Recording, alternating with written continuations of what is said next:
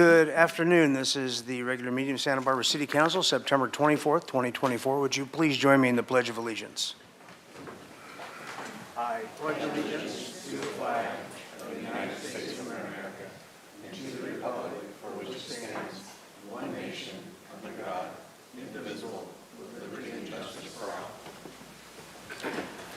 Madam Clerk, would you call the roll, please? Yes. Councilmember Harmon? Here. Councilmember Oscar Gutierrez? Present. Councilmember Friedman? Here. Mayor Pro Tem Jordan? Here. Councilmember Sneddon? Here. Councilmember Alejandra Gutierrez? Here. Mayor Rouse? Here. All right, we have a ceremonial item to read. Item number 1, subject Creek Week, September 21 to 28, 2024.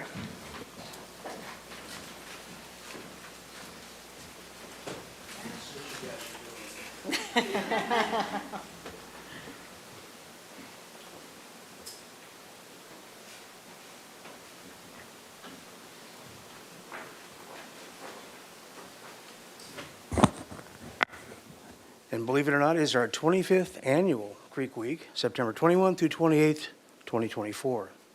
Whereas Creek Week is an annual opportunity for community members to learn more about our local creeks, watersheds, and the ocean through a series of fun and educational events. And whereas Creek Week is coordinated by the City of Santa Barbara Creeks Division, County Project Clean Water, Goleta, Carpinteria, UCSB, Explore Ecology, and various local organizations hosting events. And whereas this marks the milestone 25th annual Creek Week, and whereas Creek Week will kick off on Saturday, September 21st, with the 35th annual Coastal Cleanup Day, where community members can join in and volunteer at over 25 beach and creek locations countywide. That should be not future tense, I guess, should it? Whereas Creek Week runs through Saturday, September 28th, and has events such as a land shark tour, wildlife paddles, guided creek walks, crafting, and restoration events, and whereas by participating in Creek Week and connecting with our local creeks, watersheds, and ocean, community members are inspired to protect and take care of our environment year-round. Now, therefore, I, Randy Rouse, by virtue of the authority vested in me as mayor of the city of Santa Barbara, do hereby proclaim September 21 through 28, 2024 as the 25th annual Creek Week in the city of Santa Barbara, and urge all residents, businesses, and visitors to join in the celebration, take part in the events planned, and visit the city's treasure creeks and beaches. Congratulations.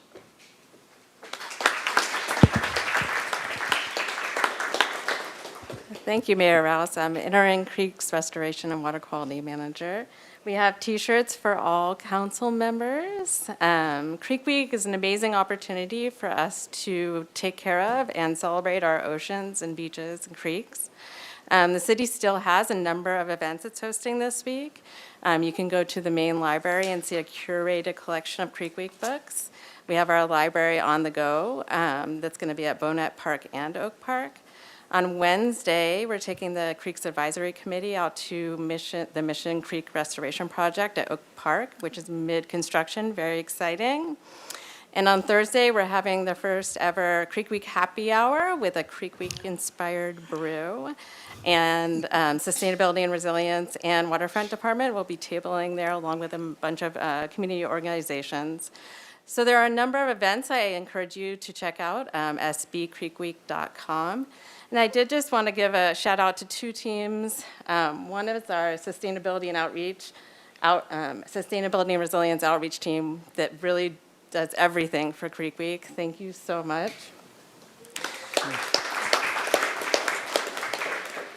And the second is our Creeks Division team, who works tirelessly all year round to protect our oceans and creeks. And for those of you who are not familiar with our team picks up trash in creeks. Our team keeps oil and trash out of our storm drains, which go to the ocean. Our team restores creek habitats and beach dune habitats. We've taken on managing water quality at the bird refuge. We are working on managing stormwater so it filters into the ground instead of flooding our streets. And we have a very innovative water quality program that identifies specific points of pollution so that we can work on it. So with that being the 25th anniversary of Creek Week, I really just want to give a shout out to this team. For them, Creek Week is every week, and we hope that you all will join one of our great events so you can hear more about cleaning our oceans and creeks. Mr. Jordan has a question or comment? I just wanted to comment, there's a couple of you sitting there on the starters bench that have been doing this quite a while, and thank you for that.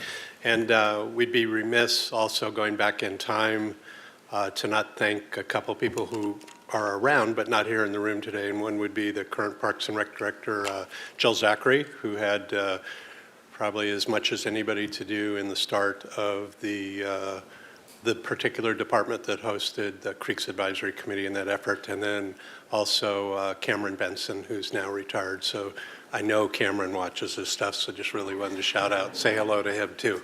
Thank you, Mr. Mayor. All right, very good. With that, we'll move on to the consent calendar. You have some items to read. Oh, we get the swag bag.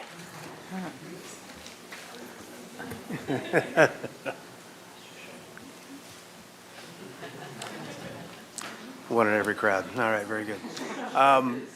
May we have the consent calendar, please? And Mr. Mayor, no changes to the agenda. And there's no change to the agenda. Thanks for noticing that, Madam Administrator. Okay. Item number 3, subject Library Department Acceptance of Sustainable California Libraries Grant Resolution. Recommendation B, that council adopt by reading of title only a resolution of the Council of the City of Santa Barbara amending resolution number 24-066, adopting the budget for fiscal year 2025 to accept a grant in the amount of $13,200 funded by the California State Library. Item number 4, subject Library Department Acceptance of Adult and Family Literacy Grant Resolution.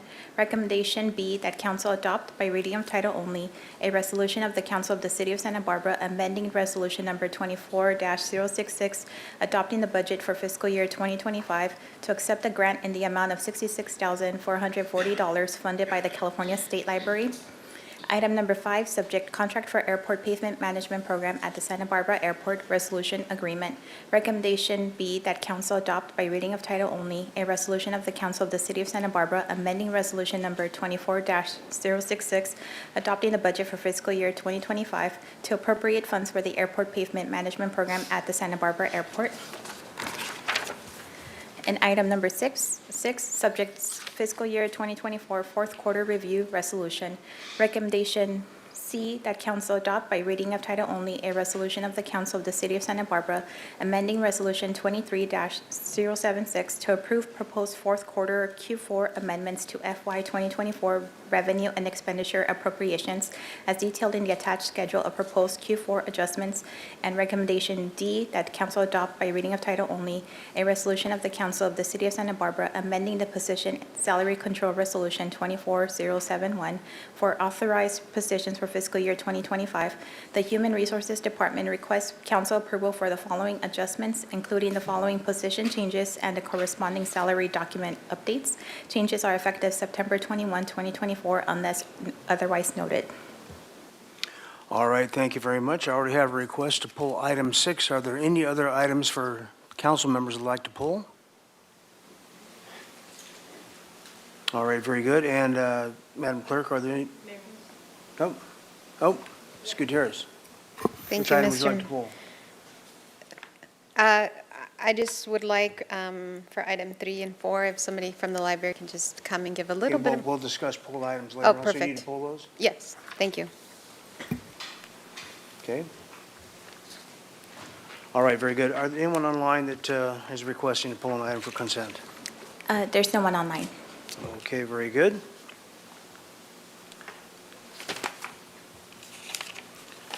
Okay, very good. So with that, we will go then to the report from the Finance Committee. Madam Chair? Thank you, Mr. Mayor. Today, we talked about the fourth quarter financial review, and we all passed unanimously the recommendations to from the Finance Committee, and it was read on consent calendar as well. Yeah, thank you. All right, very good. And I guess also I failed to get us to vote on the balance of the consent items that are other than item 3, 4, and 6. So moved. Moved by Jordan. Second by Harmon. May I have the vote, please? Yes, this is a motion by Mayor Pro Tem Jordan, seconded by Councilmember Harmon for the balance of the consent calendar. Please go ahead and vote.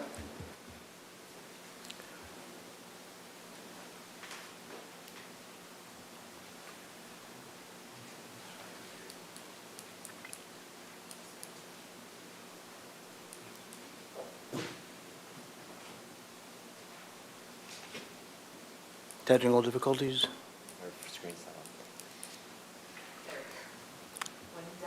The information age. Okay, thank you. It passed unanimously. Very good.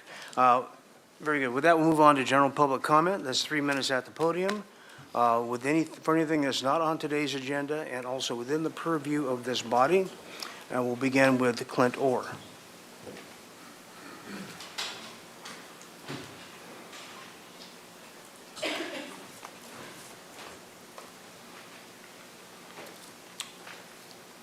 Well, hello there, folks. I've changed my political strategies just because this does have to do with the city of Santa Barbara. I'm running for mayor in 2 years, so I think I can do a really, really good job here. So no more presidential till 28. I'm excited because I'm down at Butterfly Beach and I'm clearing the whole cliff. It's not cleaning, it's clearing. I've spent this is my 5th day down there with clippers. And I got like 6 hours a day, 500 pounds of stuff, and I'm not done until probably day after tomorrow. So I've got the Butterfly Beach joy, and then I'm going back up to San Ynez Valley, because that's also a Garden of Eden up there. I'm opening the nonprofit center there, the San Ynez Valley Nonprofit Center, and cleverly named Coast Village Nonprofit Center. Been working on those for a dozen years. And so that's it. We'll see you around. I'm sure I'll be back. And yeehaw, I'm in good mood. All right, thank you. Cruzito Herrera Cruz.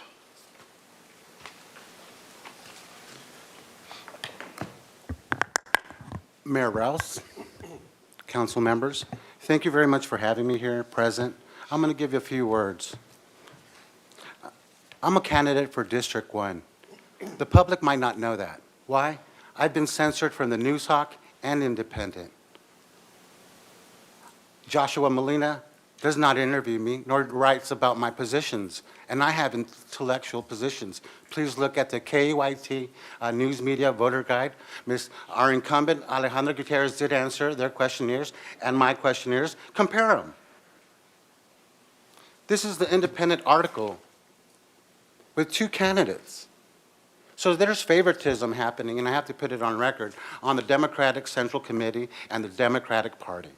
It's terrible. Yes, they're organized and they have money.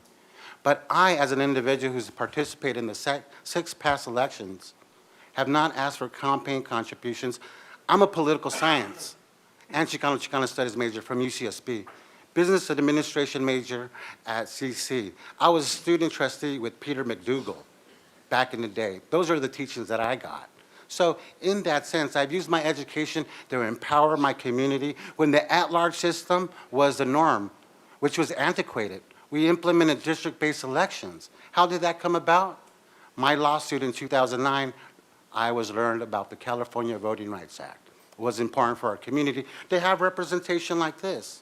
But when you censor people in our community, it is un-American. And when they create a narrative of favoritism to the new person that is being pushed by this party, is incorrect. We're a nonpartisan community. We're supposed to be about Santa Barbarians. If we're nonpartisans, we should talk about facts and not about people. My 3-point plan is important. I'll read verbatim as it is in the balance statement, as it was for the past 5 elections. My candidacy and community focus is to advance the economic, social revitalization of our Milpas and downtown precincts. I agree with Randy Rouse. Let's open up State Street. It's causing economic stagnation. I agree with the chief of police, Ms. Kelly Gordon. It's a public safety issue. I agree with our chief. It's a fire safety issue also. How many public calls of service has been rendered and they've been trapped? Think about it. You all have to make a decision. Again, if we have the organizational chart, I have 25 minutes, and I would consider a minute more grace time, Randy Rouse, if permitted. No, I'm afraid, Mr. This is the organizational chart. The electorate was on the top, then the city council. Now it's just all city administration. The electorate is gone. City council, stop punting the decisions, the hard decisions that you're supposed to make for our community. Don't procrastinate. Don't create bureaucracy. Why?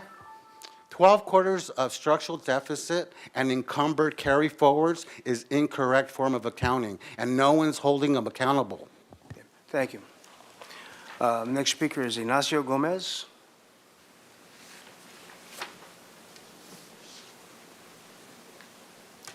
Thank you, Mr. Mayor and the City Council. Santa Barbara is dear to us because when we got married, I was in the military, and we were heading up to Carmel, and we got fogged in. We ended up staying at the El Capitan Motel.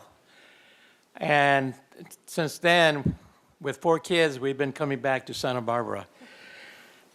I'm here to propose a Cesar E. Chavez statue for the city of Santa Barbara. I met somebody when I was awarded the Latino Caucus Award in Sacramento, and the lady said she was from Santa Barbara.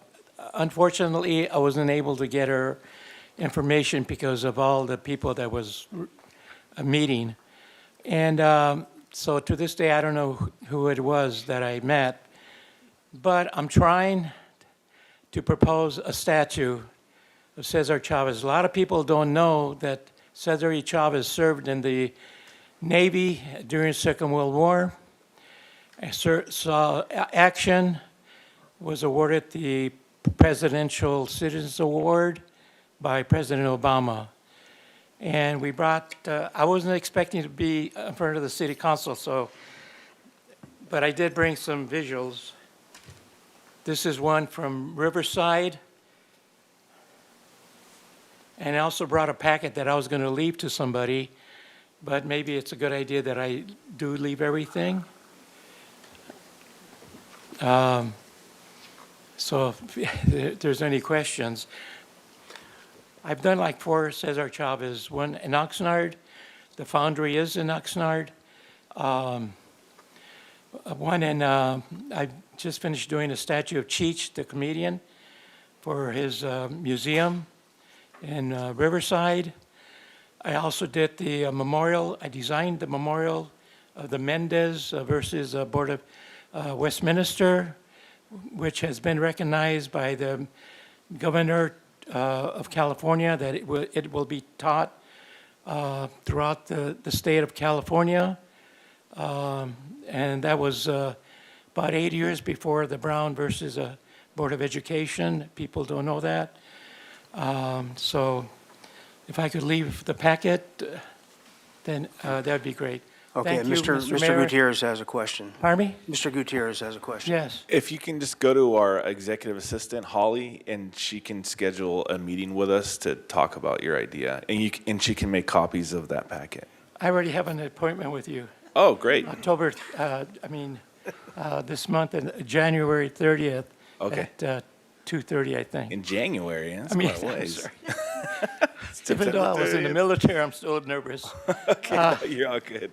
So this it's September. month, this month. September. Gotcha. Okay, so Yeah. next week. All So right, cool. to this day, I don't know who the lady was that I ran into, but she We'll was from figure it Santa out. Barbara. That's all I remember. Thank you, Mr. Mayor.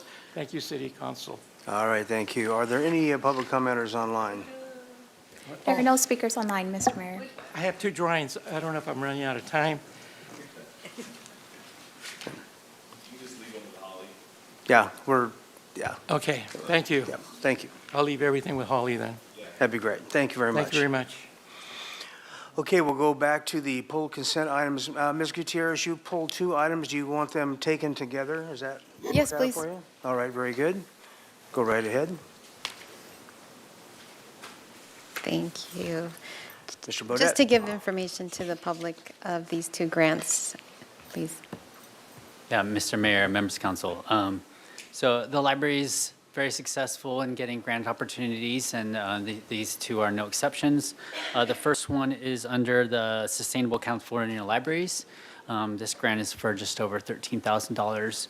We use these for programs that offer educational talks on local plants and local conservation efforts. We do a fix-it fair. We do classes on mending and upcycling clothing, and workshops on healthy eating through sustainable practices. That was a great grant opportunity, and that was item 3. Item 4 is for our adult and family literacy grant. This is just over $66,000. We use this money to train volunteers that help offer a variety of programs and services to any age level that needs literacy services that fall under a certain category. But anyone of any age is eligible for these opportunities. All right, very good. We'll move on to item 6. Mr. Jordan. Thank you, Mr. Mayor. I'd just like to have Mr. DeMartini come up and chat a little bit about briefly what was presented at Finance Committee. I know it's a budget year-end roll-up, and the projections that we had for the deficit and how those actually ended up. And in particular, I'm interested in just having you discuss publicly a little bit about some of the strategies we've been using to try and nail down that recurring deficit, particularly vacancies that we're holding open in core services like the police department or fire department. And I do suspect we might hear from another committee member or two joining in, which I'd welcome that also. Absolutely. Thank you so much for the opportunity. Good afternoon, Mayor Rouse, members of the City Council. We have a projected year-end deficit in fiscal year 2024 of $7.7 million. These numbers are preliminary. I have to say that first. We have not finished closing the books. It will take a number of months to complete all of the requirements to close our books for fiscal year 2024. We plan to issue our final report sometime in December, which will come to council for approval as well. That deficit is slightly higher than what was in the adopted budget of just about $3 million. It's also a little bit, just slightly higher than the revised budget of just over $5 million. So we came in just a little bit worse. In general, when talking about our revenues came in pretty much spot on in the general fund from what we were originally budgeting at around 99% of the total revenues that we were budgeting. Our expenditures, however, came in a little bit higher than our adopted budget, but lower than our revised budget. And that's sort of unique to government accounting, right? We have this carry forward that occurs from prior fiscal year for commitments that the City Council approves of that may span more than one fiscal year. And so if we enter into a multi-year contract with a vendor, if we appropriate $100,000 in 1 year and we only spend $50,000 of it, well, then that next $50,000 goes into fiscal year 24 where we can spend it. And so that's very typical. It happens annually. We work to control those expenses to the best of our ability. And so that's at a high level where we are ending up in the general fund. In the adopted budget for fiscal year 24, very similar to fiscal year 25, the city is implementing a series of targeted and sort of across the board also expenditure reductions, which include holding multiple positions vacant across all of the general fund departments. And because the police department is the largest share of the general fund, they had to hold the most positions vacant. There were also other strategies that were employed, such as delaying projects, reducing some of our operating expenditures. We've been implementing a number of technology solutions over the years, which there's a sort of a one-time initial upfront cost by doing so, but there are ongoing operational efficiencies and reductions due to that as well, and then a whole host of other strategies as well. Thank you. Mr. Friedman. Thank you, Mr. Mayor. Just a couple of follow-ups in the meeting this morning. As we go forward and we're looking at our financials, if we were, or actually going backwards, if we were to have had those vacant positions filled, such as this morning the police department was discussed because there were some vacant positions, would that have impacted the fiscal year 24 numbers? Yes, Councilmember Freeman, it would have. And so there were approximately, I believe, around $3 million worth of expenditure savings that were built into the adopted budget.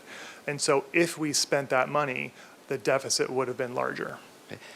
And then one of the other issues in terms of just, you mentioned efficiencies. I like to bring this one up, but could you speak to the unfunded pensions and what we do in terms of when we pay that and how that impacts the budget numbers that we were just talking about? Yes, Councilmember Freeman, I'd be happy to. So the city for a number of years has chosen to pay our annual contribution to CalPERS to draw down our unfunded actuarial liability. We choose to do that upfront in July every year. We could do it on a monthly basis, but by paying it upfront, we save approximately $1 million annually just by paying it upfront in July. We have also taken action at the approval of City Council to set up a Section 115 trust. And we have allocated just over $2 million into that trust so far. That trust is very beneficial for drawing down our future pension obligations because we are able to invest those funds in a broader array of investment options. And it is a trust that is 100% dedicated to pension-related expenses. And so that is another tool that is a best practice that we have recently implemented. And those have benefited us. And if we hadn't done those, then the deficit would be higher, but those are just things we've done year after year to manage our finances. Councilmember Freeman, that is correct. Okay, thank you. Thank you very much. Oh, Ms. Sneddon. Thank you, Mayor Rouse. Just follow-up question. When are we anticipating our class and comp study to be complete, and what kind of impact to the budget do we expect that might have? Councilmember Sneddon, we're still working with our consultant to develop the final set of recommendations. I believe those are expected in the next few months. And then staff will have to work through reviewing the recommendations in that report with organized labor. So we'll work with the unions to review those results and those recommendations, and then they'll have to come back to City Council. It is too early to tell what the financial impact will be on the report. Fair enough. Thank you. All right, very good. If, we'll have to take two separate votes. We'll do one on, to get a motion for item 3 and item 4 together, please. So move. Moved by Friedman, second by Jordan. May we have the vote, please? Yes, this is a motion for items number 3 and 4, moved by Councilmember Friedman, seconded by Councilmember Jordan. Please go ahead and vote.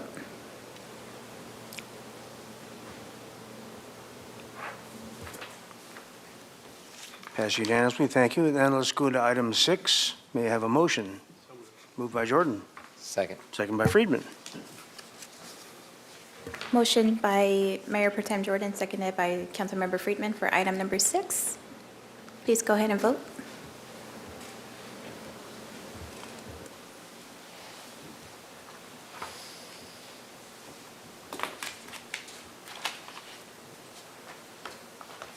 Thank you very much. That passed unanimously. Very good. We'll go on to Councilmember Committee assignment reports. Do we have any for this past week? Ms. Sneddon? Thank you, Mayor Rouse. Just official, we had a COMB meeting yesterday, and I also attended partly as Creeks Commission liaison, but the Urban Creek Walk, and just really encourage, there's so many great Creek Week events that are still available this week. Thank you. Mr. Friedman? I attended the Airport Commission, and they discussed the drainage master plan update that will be going on out there, and then also attended as the alternate the SB CAG meeting, and the item on there was to officially send the proposal for SB1 funding to the state, and that was about $136 million on projects, in particular 101 and the ancillary projects, which we received an update on the week prior here at council, and then also attended Beacon. Thank you. Ms. Harmon? Thank you, Mr. Mayor. Just briefly, I wanted to highlight that over the weekend, we attended the PEP Touch a Truck event, and our fire department was there with lots of awesome trucks and so many great families, and it's really a wonderful event, and wanted to highlight, particularly for new mothers, to please get involved with PEP. It's a really amazing organization. So many moms here probably already have been, but parenthood can be a difficult journey in the beginning in particular, so it's an incredible resource we have in this community, and my thanks to them for all the work they did putting on that event. All right, very good. We'll close that item and move on to item 12. Madam Clerk? Item number 12, subject update on strategies and initiatives to address homelessness. Very good. And we'll have Ms. Anderson. Good afternoon, Mayor and Council.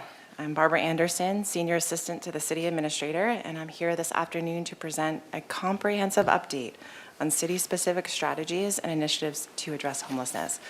I'm also joined this afternoon by members of our homelessness response team. So I'd acknowledge folks who are here and present: Christopher Clark with Sustainability and Resilience, Liz Smith also with Sustainability and Resilience, Jasmine LeBlanc with Parks and Recreation. We have Chief Gordon and Commander Payne with the Police Department, Liz Stotts with Community Development, and we have also our social service provider partners with us this afternoon as well. So this team is really incredible, and I'm so thankful for their leadership and commitment to all of this work. We would not be able to do the impactful work that we do day to day without them. So this afternoon is just an informational update. It does not include any specific action items at this time. And I wanted to start with a general overview. So here we are. As of the 2024 point in time count, there's an estimated 987 people experiencing homelessness in the city of Santa Barbara. This is the first substantial increase in the city since 2020 and adds to the already significant demand for day-to-day basic needs and supportive services for our unhoused population. This was anticipated as we saw the eviction protections and other additional resources that came in through the COVID pandemic that were really keeping people in their housing units. That has dissipated over time, so we're continuing to see the fallout of that, as well as the affordable housing crisis. And our most significant increase is among people experiencing vehicular homelessness. So as you know, this is the last resort. Once you use that housing unit, you are in your vehicle and trying to make it work. We have a number, I would say a significant percentage of people who are living in their vehicles that are working day to day, and again, living in that gap of not being able to afford rent in the city of Santa Barbara. There's also a significant increase among our sheltered numbers. And so this really demonstrates the effectiveness of our street outreach teams that facilitate referrals to emergency shelter beds and interim housing units. So I really want to point out that significance because we invested with your direction in 7-day-a-week outreach through CityNet, and we are able to facilitate those emergency shelter bed placements because of that. So this afternoon, we're discussing all of our city level strategies. Again, absent of what the county brings in with their resources. I'll speak to that a little bit here and there and happy to answer any questions that you have, but this is specific to city investments. Bear with me because this presentation covers a lot of territory. It includes our homelessness collaborative and regional action plans, outreach, case management, and housing navigation services, Faro Center and Neighborhood Navigation Center services, emergency sheltering, vehicular homelessness, affordable housing and tenant-based rental assistance, and addressing the impacts of homelessness throughout the city. So since fiscal year 2020, the City of Santa Barbara has invested in strengthening coordination and collaboration among agencies across multiple sectors that are all working to address homelessness and the impacts in the city. The Act on Homelessness Steering Committee was formed at that time, so in 2020, and a 3-year strategic plan was created and adopted. This strategic plan culminated in 2023 with a final report that we presented to Mayor and Council in August of last year.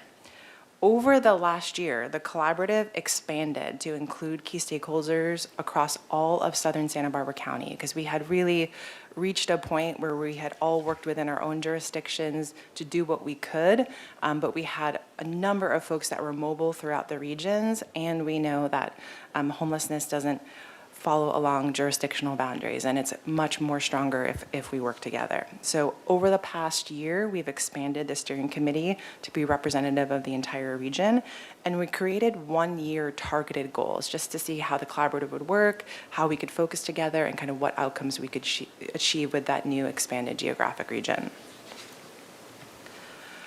So these goals, hyper specific, and what I appreciate about the collaborative is that they really committed to measurable goals that were achievable in a short period of time, and that we're constantly monitoring if we're making progress on those goals and what we need to do to kind of shift and adjust to be able to reach our vision. The first goal was to facilitate positive housing and or behavioral health outcomes for 50% of the 15 highest acuity individuals in Santa Barbara County.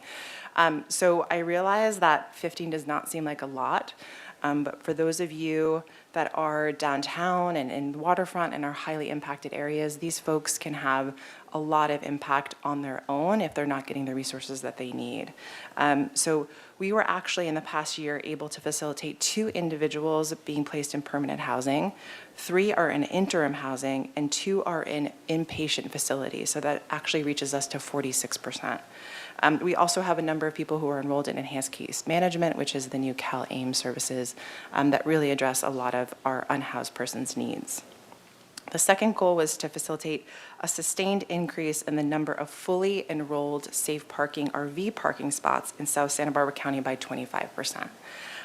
So as you know, our greatest increase in unhoused population is vehicular homelessness. This was specifically targeted because we're experiencing this across all of Southern Santa Barbara County. And RV spaces are the most difficult to secure, but we have a number of folks who are living in recreational vehicles throughout the city. We only secured 4 spaces to the goal of 10. But we do have an influx of resources through the California Encampment Resolution Fund that I'll speak to later on in this presentation. The last goals were around reducing non-emergency service calls regarding homelessness to emergency responders by 15%, and then increasing the number of media releases about homelessness by 15%, and increasing positive narratives about homelessness by 15%. So I combine this because the emergency service calls are much more pointed in terms of how we can make those correlations if we're making progress. And we didn't see a significant reduction, just close 835 to 802 calls per month across the region, and no substantial change in the city-specific response average.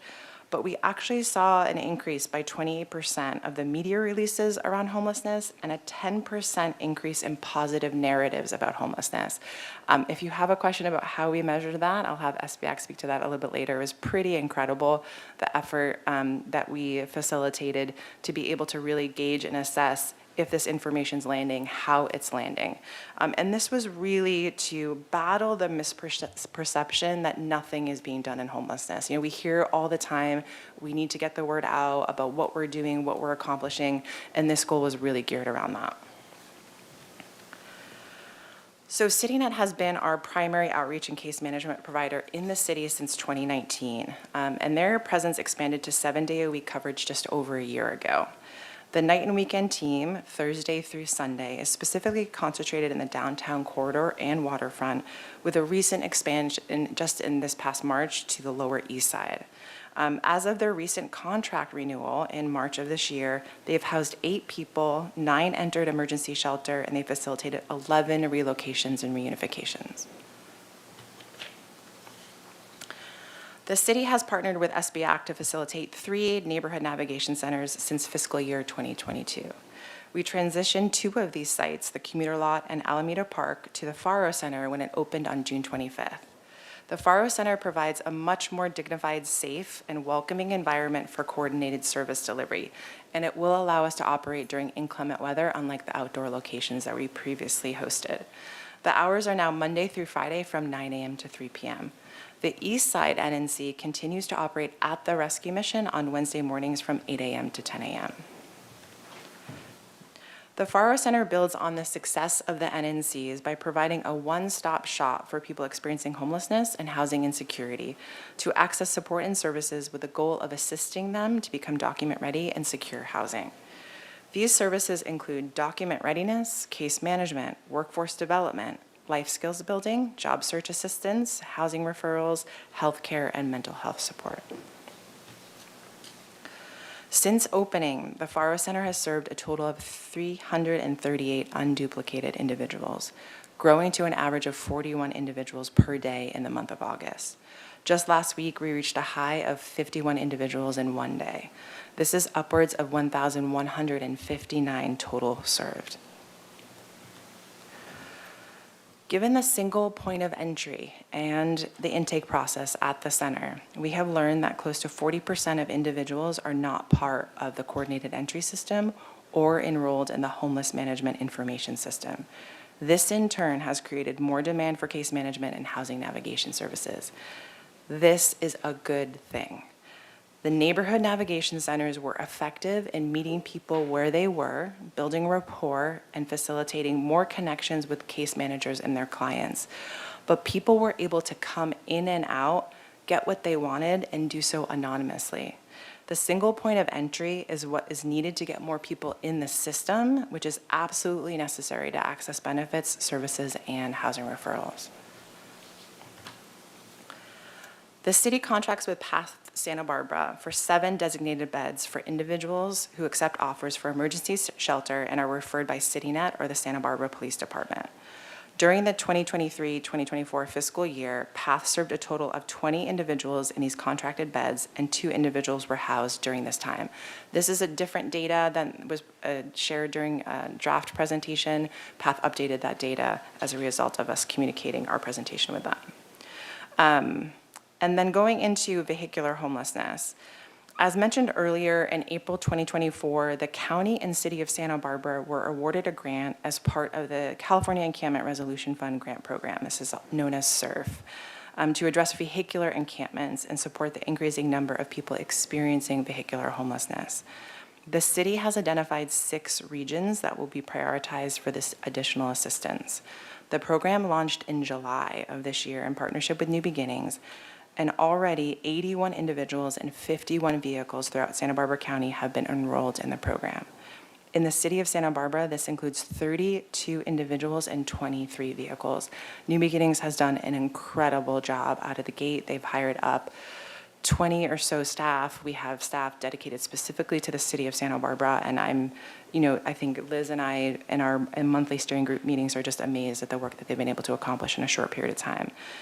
But of the individuals enrolled in the city, 59% are seeking asylum and or are undocumented.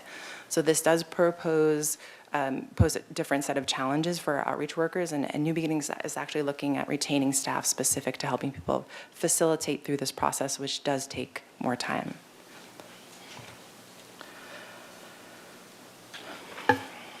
So here we are. We fully recognize that housing is the solution to homelessness, and the city continues to make significant investments in increasing the number of available affordable housing units. These developments range from serving people experiencing homelessness to workforce housing for individuals and families, all spearheaded by the Housing Authority of the City of Santa Barbara. Moreover, the city has provided loans for 10 units of transitional housing for families experiencing homelessness to Transition House, and an additional 16 units of transitional and permanent housing for survivors of domestic violence to Domestic Violence Solutions, and that was just in the past fiscal year. Most recently, Mayor and Council, you have all created the Santa Barbara Local Housing Trust Fund and allocated the initial $2.8 million to utilize and leverage with other state and private funding sources for the production and the preservation of affordable housing units, and already has approved 2 applications, projects to apply for state funds. So this is in combination with just recent investments by the Santa Barbara-Santa Maria Continuum of Care and Santa Barbara County in interim housing through a partnership with Dignity Moves and permanent supportive housing at Buena Tierra through the Santa Barbara County Housing Authority. So both of these locations have regional prioritization through the coordinated entry system, because we want folks who frequent the area to be referred to a place that they know and again, an environment that they feel most comfortable. But there are placements that are facilitated based on a person's vulnerability as well as their needs. So the entire region benefits from these investments in housing. The city also partners with New Beginnings, Transition House, and the Housing Authority of the City of Santa Barbara to provide rental assistance to low-income households to rent market-rate units. The city has utilized the Federal Home Entitlement Award to fund TBRA programs and has supported a total of 330 households since 2012. TBRA grants may facilitate security deposit payments and or monthly rental housing assistance for up to 24 months to low-income households, including people formerly experiencing homelessness and those at risk of becoming homeless. In fiscal year 24, 55 new households were supported through this program. So now addressing the impacts of homelessness. Unfortunately, homelessness impacts everyone, and it is the responsibility of the city to serve all of our residents, including the most vulnerable, to ensure the safety and vibrancy of our neighborhoods. Over the past 2 years, mayor and council have expanded enforcement capabilities of city departments to address public health, safety, and environmental concerns as they arise. This includes the storage of personal belongings and public spaces ordinance, which is not specific to people experiencing homelessness, but helps us address attended or unattended belongings in the public right-of-way. It also offers no-cost storage solutions to unhoused individuals that may be impacted by enforcement if they are willing to accept case management services. In addition, city staff recently refined the encampment response policy to allow for 24-hour noticing to ensure consistency citywide and help assist in addressing reoccurring encampments, as well as extremely unsafe conditions being caused by encampments. More specifically, in addressing the impacts of homelessness. So last fiscal year, the encampment response team responded to 259 reports citywide, and the Creeks Division responded to another 249 encampments along creeks and waterways for a total of 508. The year before that was 461 reports. The police department responded to 8,650 homelessness-related calls for service, of which 6,000 were from the public. So that's on view and from the public is that 8,000 number. And the fire department responded to 1,437 calls for service. And again, I have the percentage of the total calls for service also noted here.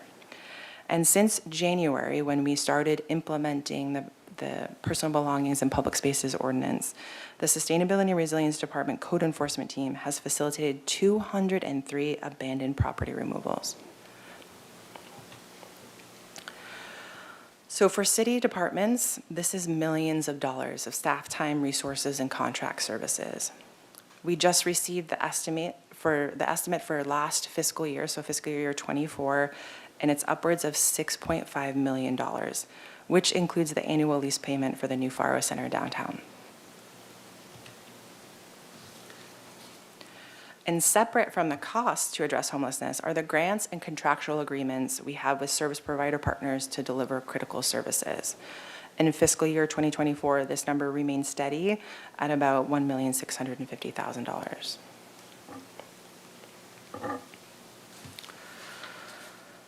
So this is where the tough news comes in to report this afternoon.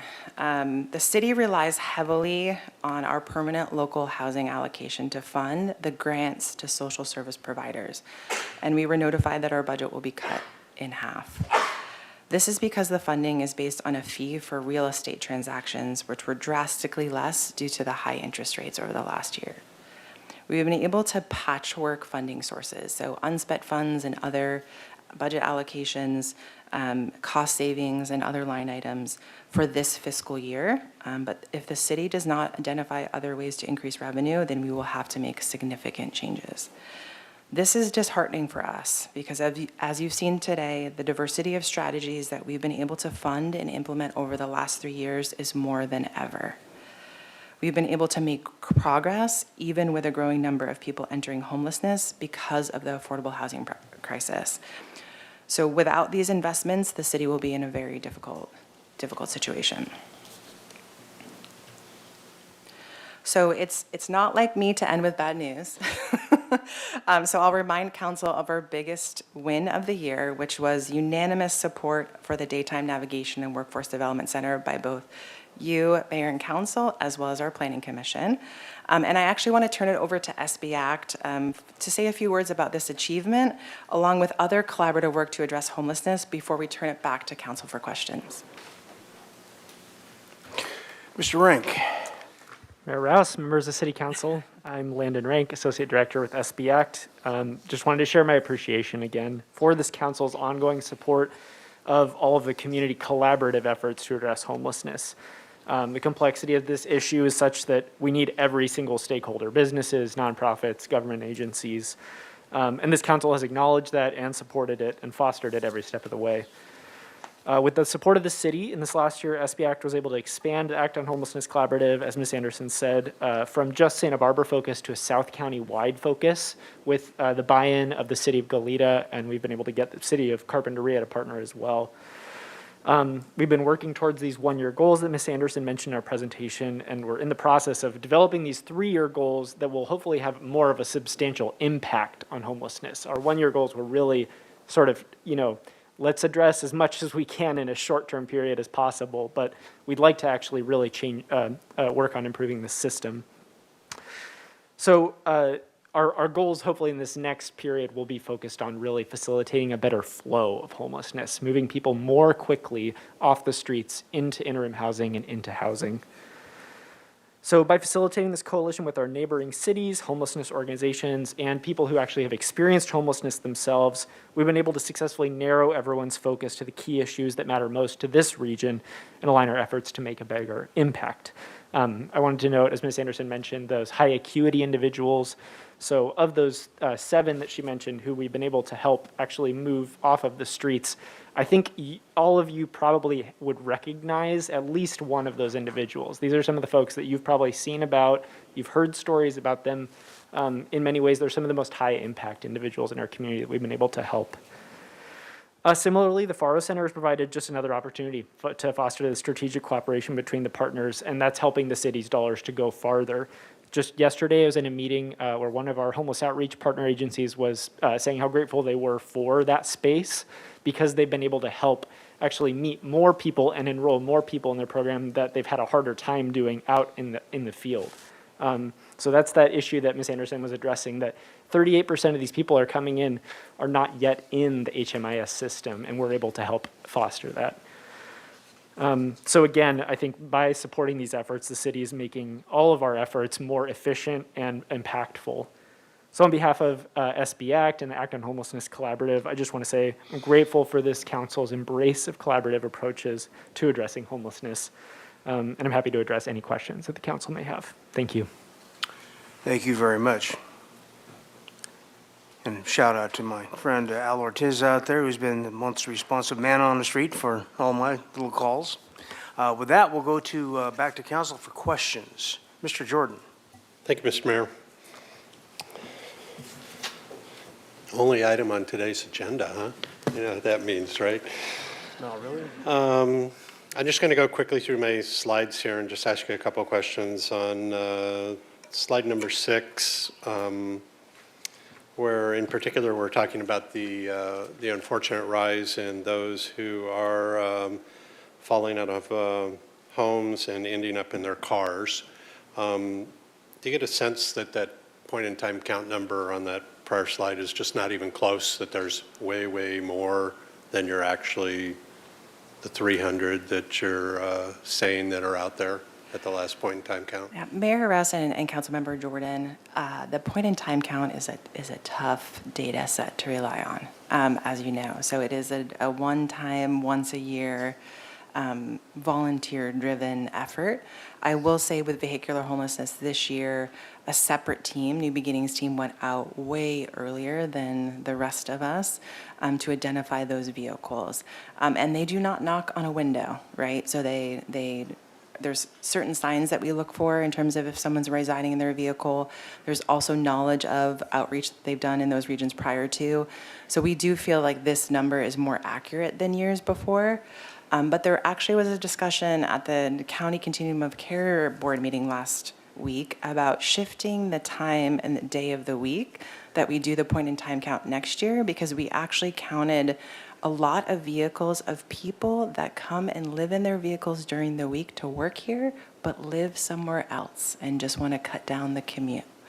So in some ways, I think the number could be larger, but in some ways, we're hearing that the number could be much smaller. And I say, to me, it's all in one, because we're dealing with a situation that people have to live out of the area for affordable housing and commute in, and that's still a number that we should be capturing. Totally agree with that thought, because my experience, at least in my neighborhood, is it's like a normal car that's just fogged up. Absolutely. And you're just going, huh? And I also think some people who are doing it all the time are finding a really quiet spot for the night, but then appear in front of you in very public places later in the day, and you wouldn't be finding them. We absolutely know that. Yeah, you Right. would never know that someone next to you is living in their vehicle. And then, are we working at all on actively, or do we have an inventory of sites that if we had nothing but money, that we would be able to help launch other spots to accommodate more vehicles? Mayor Rouse and Councilmember Jordan, the New Beginnings Safe Parking Program, and actually the Act on Homelessness Collaborative now, because it was one of our goals, has a very thorough list of underutilized parking lots, of which many of the business owners or organization owners are not receptive, which is why we're really leaning into more advocacy and to let people know that the program, as it's facilitated, has very, very few, if any, issues. I think people perceive that a safe parking program site has been designated when it actually hasn't. They're carefully monitored. There's portable restrooms. There's other things and features that we can add to certain areas. But we're really hoping that people, I would say more so than ever, are embracing the opportunity to have safe parking program spaces in their lots. I think you could continually pummel us for help in our Absolutely, and we neighborhoods about have the that. list, so if anyone is interested, we can go through that list, and if you have a relationship or connection, we'd Such a happily large happily number facilitate between that. the roster that you have in the Exactly. city and the number that you actually know, which I think is, 34 to 300, let's just say that's what I think it was. You had a slide on there, I think that fancy logo is CityNet, right? Yes, yeah. Okay, how do we improve that number, the 844 versus all the other numbers on that list that are only like 150? So they have 844 contacts, but below that, I'm not really sure how I'm interpreting the things, but they're serving 81 clients. So let's just pick on that one. How do we better that relationship between those two numbers where they're making contacts with 10 times the number that they're actually serving? Mayor Rouse and Councilmember Jordan, I think that's the question of the day. And it is the consistency, it is following through, to be able to fund CityNet since 2019, and have some of that team, like LRTs, be with that organization for quite a long time. And they see familiar faces, and we get the wins, right? So, people who are experiencing chronic homelessness have been let down by the system multiple times. They have experienced trauma more than we can ever imagine, right? Sometimes they're self-medicating to that trauma. So the deeper they get into homelessness, the more difficult it is to facilitate that process. So I think the more we can be there for people, commit to them, follow through, house people that you think would be unhousable, right? So the folks that finally say yes and we're able to actually get it done, we have an individual that frequents City Hall, all the friends around him have been housed, right? So it's actually getting someone who has been very resistant and very stubborn to be a little bit more open. And so that's how we've been able to reduce that number, but it takes a lot of time still to be able to engage folks and understand their needs and be able to get them where they need to be. The last thing I'll say is that the Faro Center, we've never had a location that's open 5 days a week where people can go with that 9 to 3 timeframe, and to be able to make appointments from 3 to 5 before the end of the business day. That consistency, that dependency is going to be really important, and being able to, again, follow through and get those wins. And specific to Dignity Moves in La Posada, are we also actively engaged or pursuing replicating those on excess sites, particularly in the city, places where we have underutilized land, or chasing a landlord who's had a 10-year vacancy or tenancy issue in an older dilapidated building, or a school district that has an armory that's not being used for anything? I mean, are we actively looking for spots to try and replicate those? Because by all measures, those have been a resounding success. So how are we replicating those? Councilmember Jordan, both county and city have done a lot of assessing the lots and public land that we have available for any type of housing development. And so some are more adaptable than others. So that darn armory, which I will tell you, I reached out again with a proposal just a few months ago, and Liz Stotts was a part of that. Once you break ground in an area that has a lot of environmental issues, we're caught. So that particular area can't be housing per se, but it could be a safe parking program lot, if the school district were open to that. But yes, so we are actually, in our collaboration with the county, it's better than ever. We're communicating in real time what opportunities may become available to us and what we can do with that. So they are looking at relocating the 30 Dignity Moves units within the next year or so.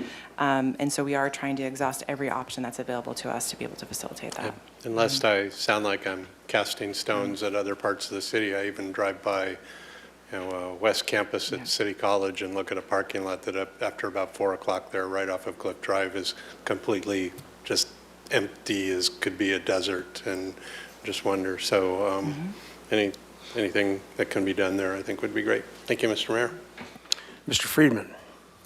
Thank you, Ms. Mayor. Thank you, Ms. Anderson, and to all our partners for your support in all these programs that we do. So I have a few questions. The first is PATH. I wanted some clarification.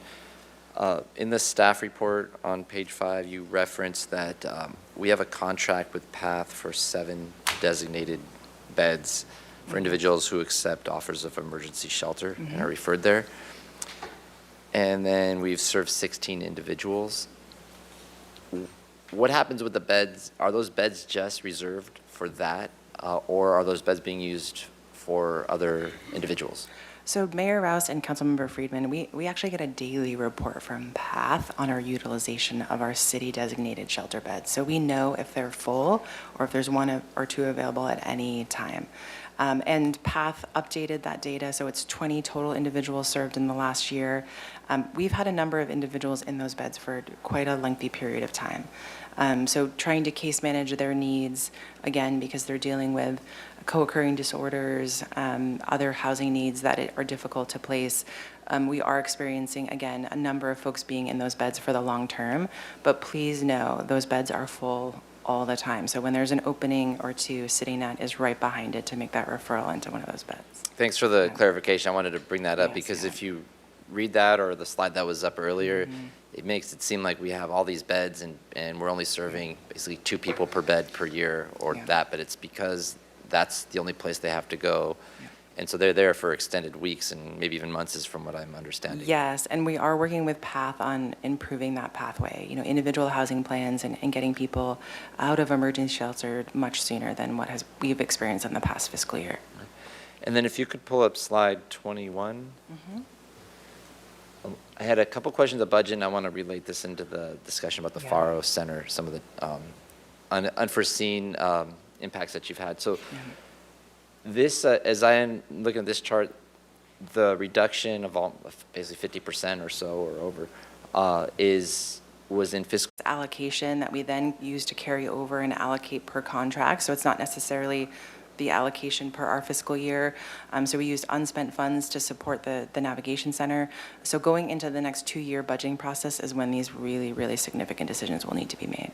And we don't have a funding source for that, so that would affect our contracts with all our providers, in particular city. Yes, we use permanent local housing allocation to support our service provider contracts. So I will say that our outreach contract is our single biggest investment when it comes to use of these funds, and so we'd have to look at some shifts there. We obviously have a 3-year commitment to the Faro Center.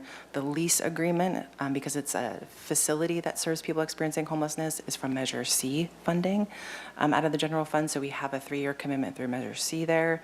And then we are looking at prioritizing, obviously, the service delivery at that Faro Center over our 3-year lease agreement.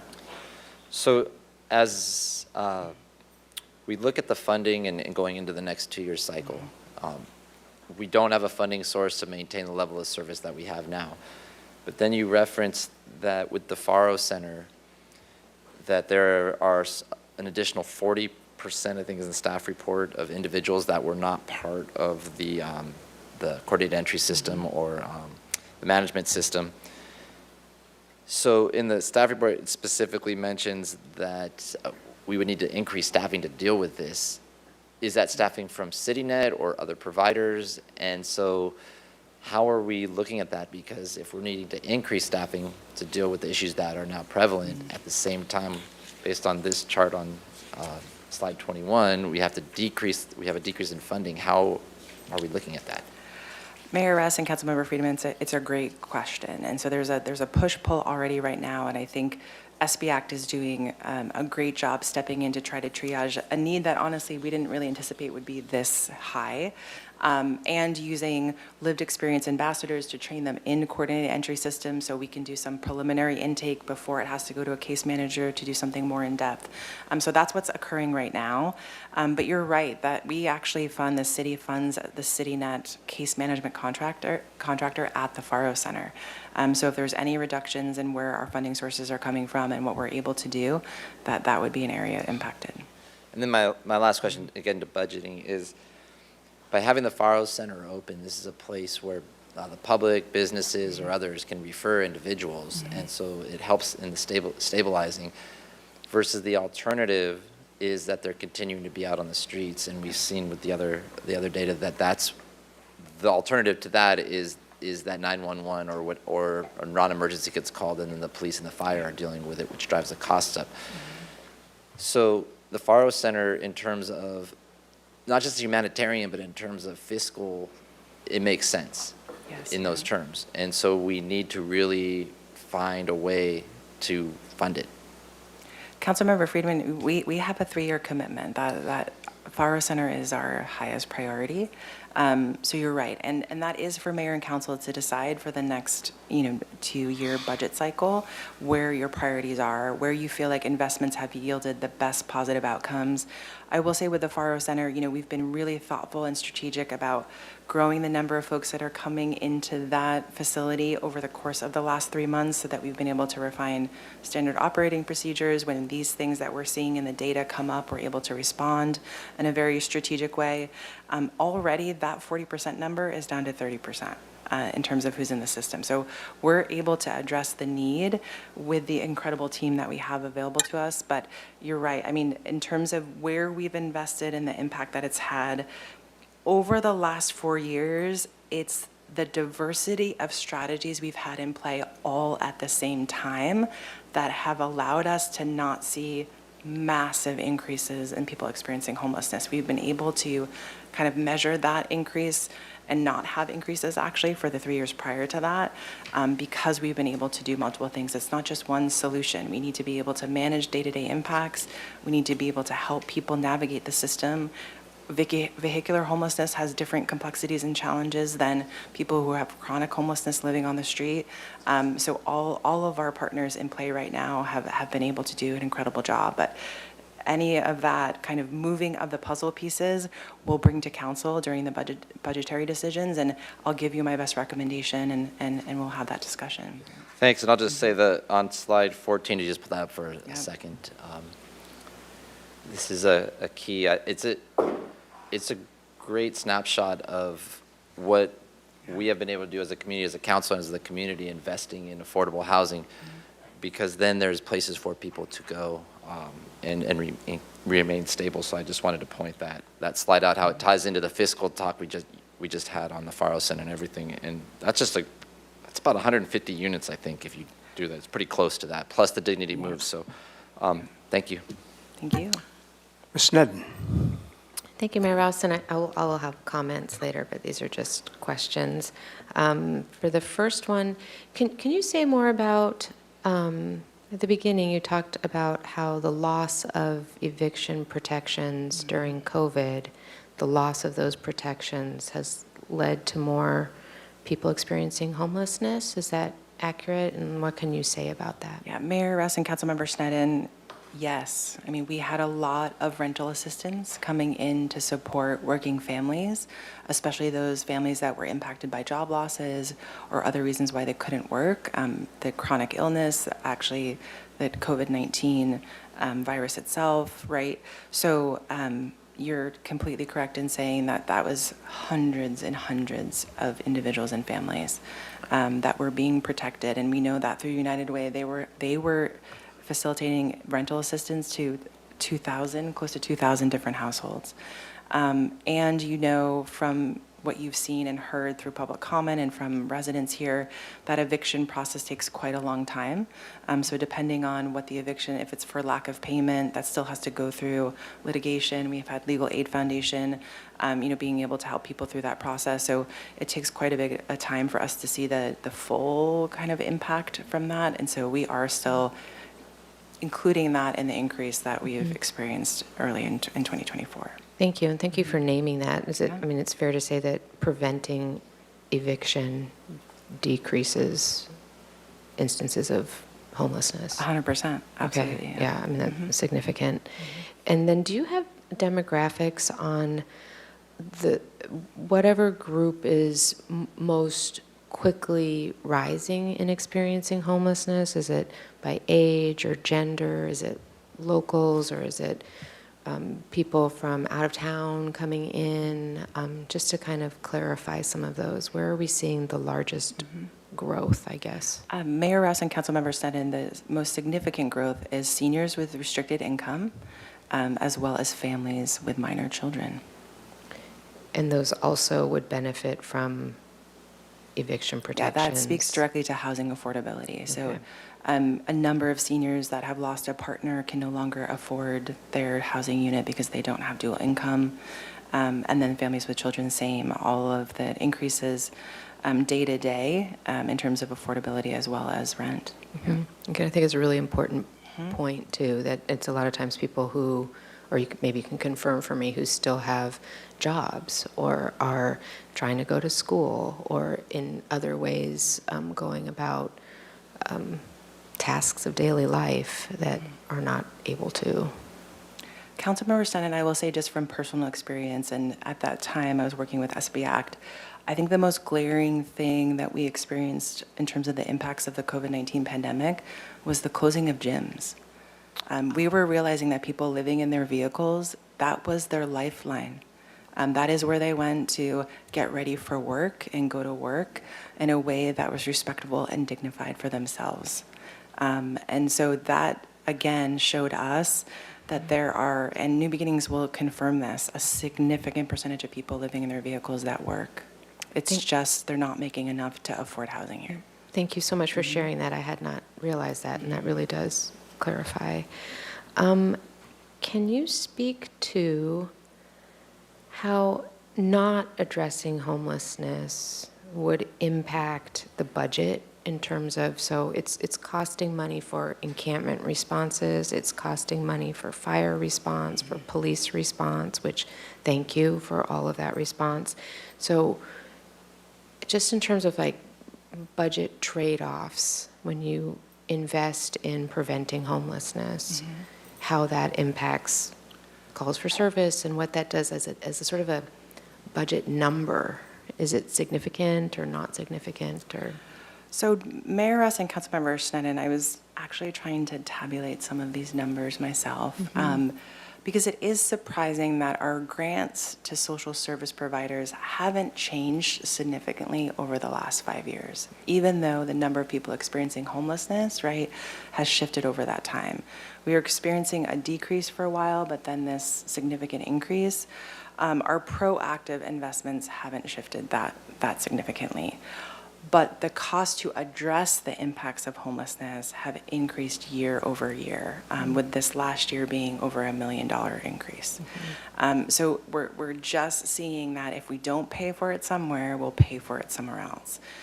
Of the general fund, and again, not all departments that are on the homelessness response team are general fund departments, it's about 3% of our total budget is that $6.5 million, right? So again, it's a nominal percentage for what we are dealing with, but every department leader will say that $6.5 million for the last fiscal year prevented our ability to also serve the broader community in so many ways. So when we deal with the annual budget of the city, $6.5 million doesn't seem like a lot, but it actually is really significant, because the time that staff are consumed in addressing the issues, like their salary shows up in the $6.5 million, but the time that it takes to address some of these really difficult, challenging issues is what we can't really convey in a way that's impactful, I think, for budgetary decision-making, or honestly, for the broader public to understand the nuance behind that. Thank you. And I don't want to lead you too much in this question, but it seems to me, and maybe you can speak to this, that efficiency of dollars spent, that $1 spent in prevention has some multiplied savings for what it would cost to handle situations, respond to situations if that same individual was to become homeless. Yeah. Mayor Rouse and Councilmember Sneddon, I think the number is probably a little bit higher, but when I was working with SB Act, it was about $40,000 to $45,000 a year was spent on someone experiencing chronic homelessness that was a heavy utilizer of emergency services. If you package that in a tenant-based rental assistance grant, we spend much less to prevent people from entering homelessness using that program, and we're able to affect hundreds of households, right? And I think in general too, it's, that we could try to kind of continue to snapshot this in dollars. It's hard to pinpoint, but I think too, in really being much more proactive rather than reactive, your dollars are used as effectively as possible. The other thing I'll add is that we've chosen partners that leverage taxpayer dollars. And that is why we continue to invest in them, continue to collaborate with them, and that they lead the way in homelessness in our region. So SB Act matches every city dollar with another private dollar. So we double our investment every single time we renew a contract with SB Act. CityNet does the same. They have a huge private network of donors. The mobile van that you see helping vulnerable women on the street was paid for the private dollars. That's a really important point, and thank you for bringing that up, the leveraging the dollar. So it's at least double, I guess, the efficiency factor if you're spending it on the front end rather than on the response end. Last question, and City Attorney, Madam City Attorney can stop me if I'm not allowed to ask this. It's two parts. One is, does the wording of Measure I, as we have it worded, allow for use of that potential money to be spent toward preventing homelessness or homelessness services? Through the mayor, it does. That's included within the ballot measure language. Okay, thank you. And then hoping I can ask this question too. If that measure is not approved, what happens to our funding? I mean, I think Councilmember Friedman sort of alluded to this too in budget cycles, but like very specifically, if we don't have renewed funding or dedicated funding for these programs, how much of this is in jeopardy? Through the mayor, Councilmember Sutton, that's a really difficult question to answer. And as Councilmember Friedman asked earlier during the budget discussions, I really can't answer that at this point because we'll have to see what happens then. But any of those programs, as Ms. Anderson alluded to, because of the state budget crisis, we'll have to take a hard look at. And our local housing trust fund is probably going to be one of our most important avenues. And whatever we can do locally will be obviously very important. Thank you so much. Ms. Gutierrez.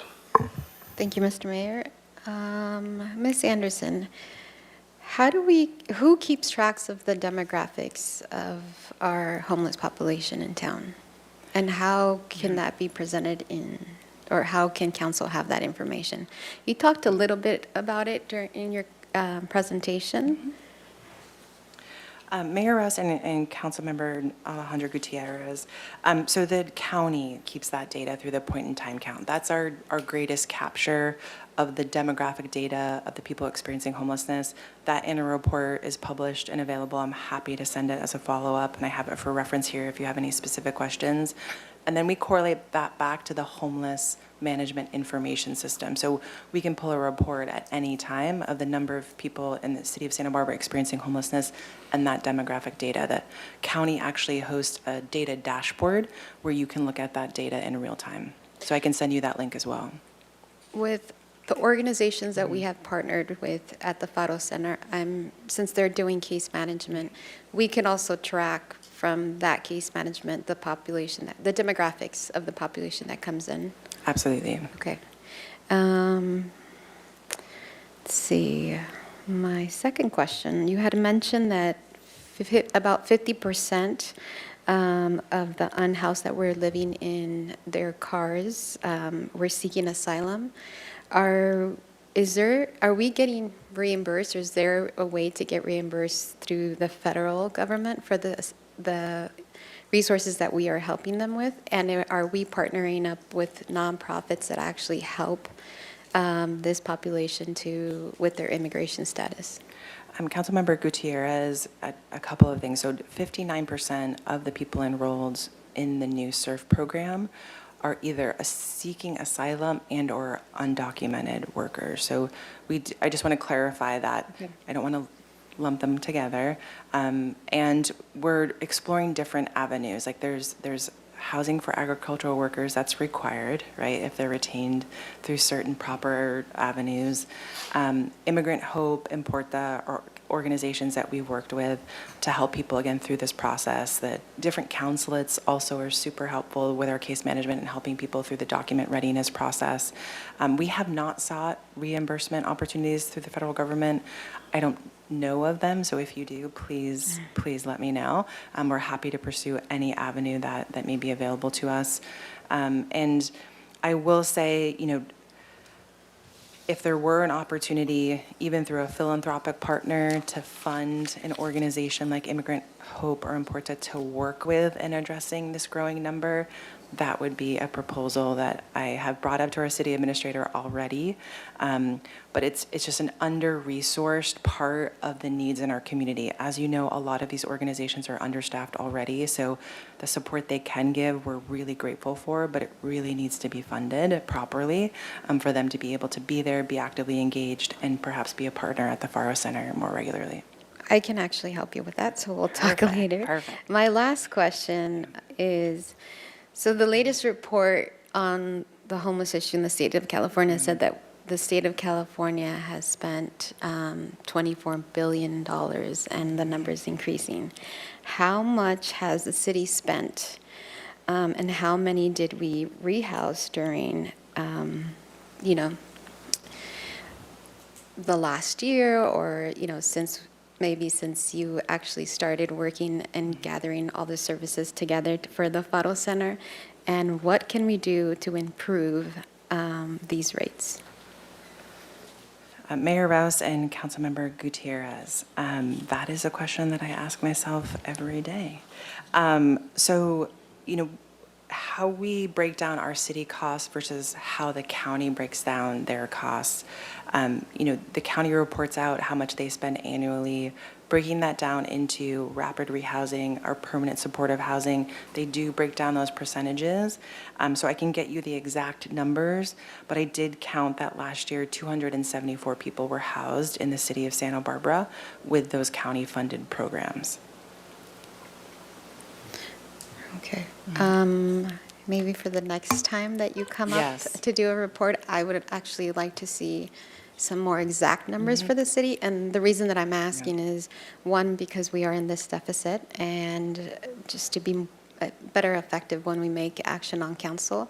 And also there's a lot of questions and concerns from the community that come up with the homeless issue. So if we can have more specifics on how we're tracking within the city limits, and the cost of rehousing an individual. And Councilmember Gutierrez, the Homelessness Ad Hoc Committee over a year and a half ago, one of their recommendations was to understand better the specific allocation to the city of Santa Barbara from county funds that come from the federal and state government.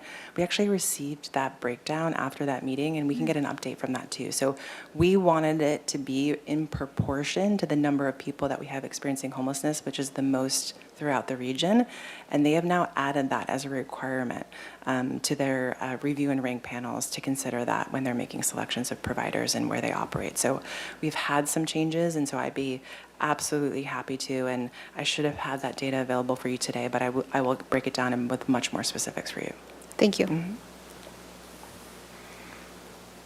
Okay, just a couple quick questions, Ms. Anderson. So there's been a lot of talk in California about vehicular homelessness, which you said is the big deal, including elimination of restricted parking zones in cities and whatnot. And of course, there's the San Francisco reaction, which will be very interesting to watch from any standpoint. Our safe parking program, is it fully subscribed now? Mayor Rouse, no, and we actually have the funding to keep expanding it. So if there is a lot owner out there that is open to hosting these spaces, and again, they're usually at a nominal number to not be attracting visibility in any way, please reach out to us. Okay, so I think I probably misstated my question then. Are there spaces within the existing safe parking program that are going unused? They're minimal. I think it's less than a handful. Last time I looked in it with less Ms. than- Schwartz, I think less there than were a a few. handful, but I think they're full now because we're enrolling people through Okay. SERV, yeah. Are we tracking or do we track outcomes when people transition out of the safe parking program? Absolutely, yeah. Okay. Yeah. And once again, with the Faro Center, same idea, when people, once they're in our database, then we track them until hopefully the housing comes to fruition somehow, is that? Yes, Mayor Rouse, the California Encampment Resolution funding is very outcome specific, and so we have a goal of housing 150 individuals over that grant period in the city of Santa Barbara. We will and have regular data. So we have enrollments, and countywide of the 81 individuals enrolled, 6 have already been housed in the last 2 months. So we can report that to you at any time too. Okay, very good, because I remember when Mr. Linker first did the safe parking program, and we had one of the difficulties was having people that just weren't rotating out, even though there were opportunities. So now are they, as far as you know, if there's an opportunity, are they required to rotate out, or can they opt to stay in an RV in the parking program? So Mayor Rouse, they have to be actively engaged in case management. So there are some barriers to people going into housing, and one of them is the unwillingness to let go of their RV, because that has been their safe space. So we're actually exploring opportunities for storage of RVs. So while people are placed in housing and they're comfortable and they transition, we have a place for that RV, and then they can sell it once they're comfortable doing so. So even these small but mighty barriers that we're experiencing, we're trying to overcome. But yes, the receptivity does range, but for the most part, now with the additional resources we've never had, $7.9 million just to address vehicular homelessness countywide. We've never had resources like that ever before. And even before that, the safe parking program was very effective at getting people housed. Right, okay. So, I've been pleased that we have not gotten a lot of comments about the safe parking program, which we did very much in the beginning, so that's an improvement right there. But it's also, it is a concern that, some people that I've spoken with personally in these situations have opted not to want to go into congregate living and want to have their own little domicile, so. And Mayor Rouse, there's requirements to enrollment in safe parking. Okay. Updated registration, addressing vehicle repairs, insurance. Well, that's why sometimes there were spaces that went wanting because of those requirements. Yeah, and so. now there's a level of flexible funding to address those All right. needs and get people in the program, yeah. Thank you very much. With that, we're going to go to public comment. We'll start out with Liz Adams.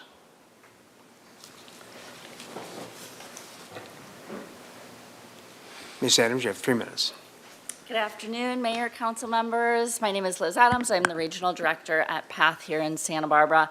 And first of all, I just want to say thank you so much. We're so proud to be part of this continuum of services for people experiencing homelessness in our community, and really appreciate the hands-on approach that you have. So many conversations with city staff, as well as council members and you as well, Mayor. So really appreciate that and being a part of it.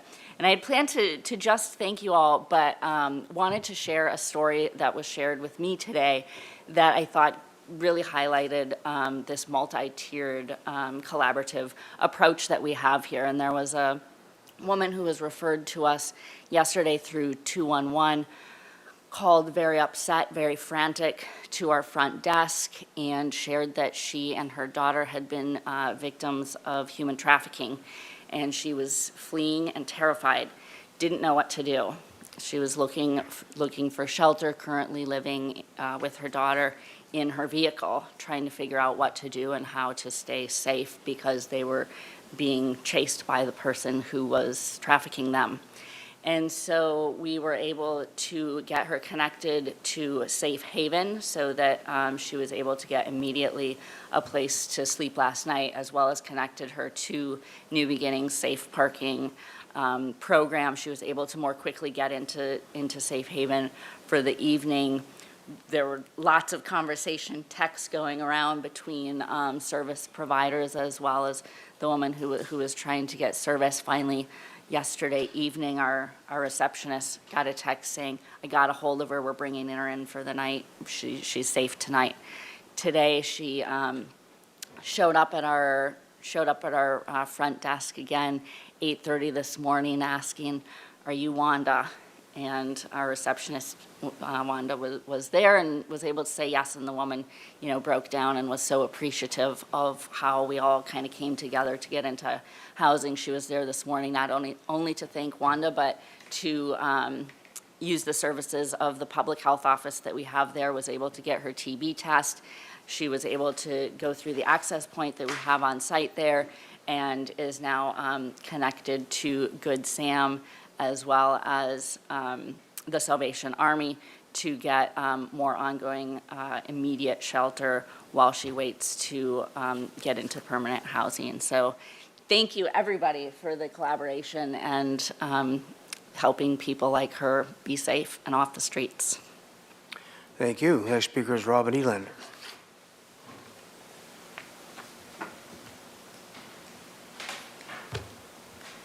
Mayor, City Council, I wasn't planning to speak today, was only planning to listen and hear about the update, but I feel moved to publicly thank our community who's been working on these issues around homelessness on behalf of the downtown organization.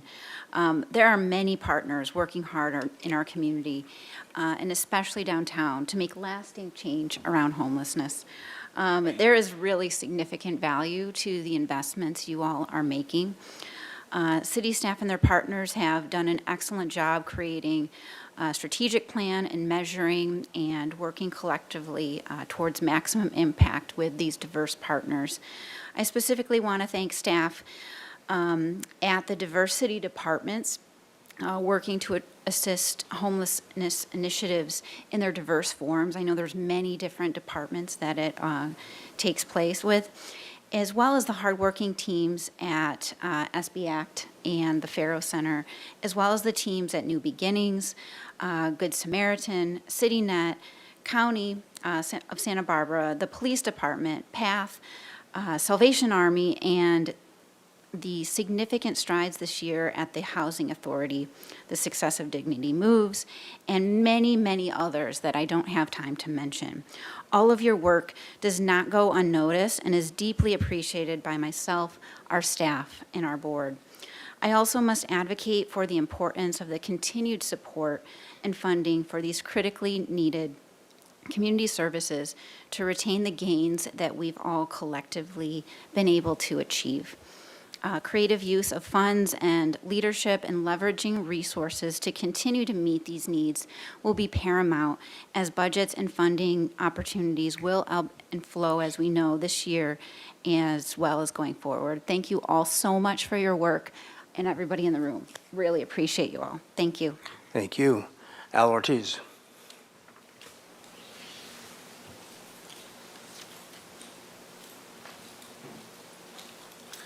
Good afternoon, Mayor Rouse and City Council. It's a pleasure to be here today. I'm Al Ortiz. I'm the Regional Program Supervisor for CityNet. I was just hearing some feedback. Just wanted to offer my support in the sense there's any questions of what it was. I know Councilmember Jordan had something in regards to some of the numbers of kind of that were up. And with me, I'm great with the numbers and kind of know where they're all coming from.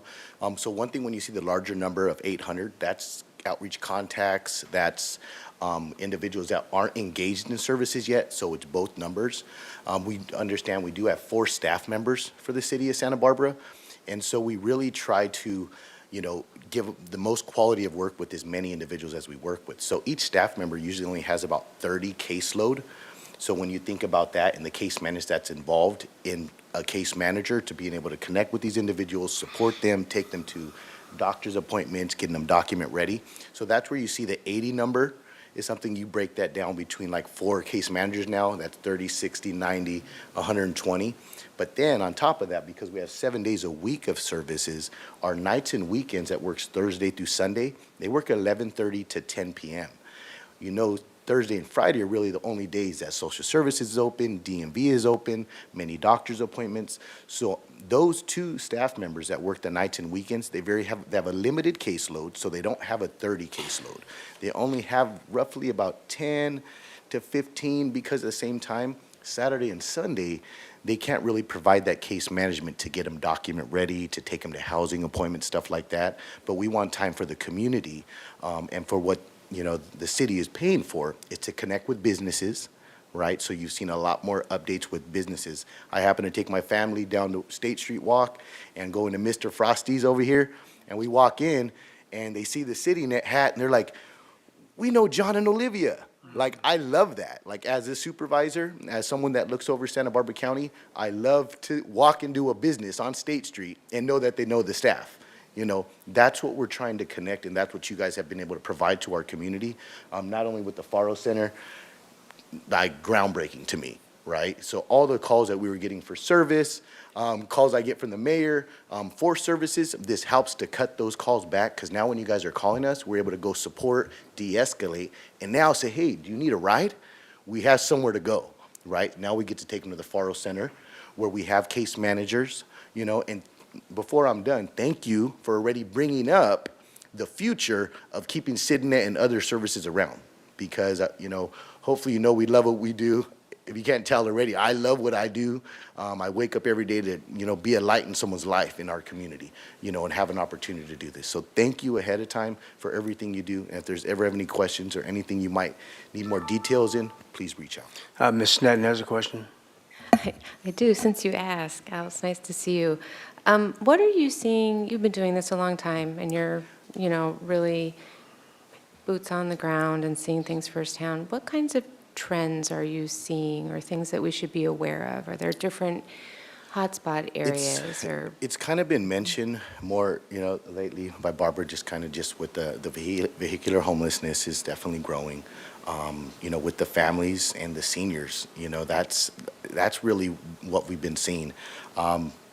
What I've really seen in the past decade that I've been here, starting at PATH, if you guys didn't know my background, I can tell you while we've been here, literally we had a call from the city. I got from Liz in the city, from the community, giving us a call. Our team went out there to Montecito Street as we were in this meeting. From there, we met the individual. We contacted PATH. They had one of the beds that we were talking about available, verified that it was open. As we're speaking right now, we have an individual coming from the street, community, outreach, connecting with the individual, and now getting them into PATH in the shelter, where they can now continue working on case management. Those individuals, a lot of what's going on right now is getting a lot of people to the Faro Center. But that's, to answer your question, it's kind of been talked about today, what's really been the concern. But you guys are really doing, and our service providers are really putting everything together to help solve some of these concerns. Thank you, Alan. I call on you a lot, but you always respond, so I appreciate that. Hey, it's my pleasure. All right, very good. Do we have any speakers online, Madam Clerk? There are no speakers online, Mr. Mayor. Okay, with that, we don't have an action, but we do have time for comments here. Mr. Jordan. Thank you, Mr. Mayor. So I don't forget to just want to recognize everybody in the room, including our own staff, Barbara, our Liz, law enforcement people back there, parks, hangovers from Creek. I mean, you could literally put every department in here, and the problem touches us. Just don't think people realize how much the problem touches us in day-to-day operations everywhere. Mr. Bodette could still be here talking about the library, and 30 people lined up every morning out in front of the library. And then also it's great to see Liz and Landon and Rich and Al also, that all of you, I think, have the best and the worst job in the world, and it's one of the reasons, people like me have problems with the statistics, because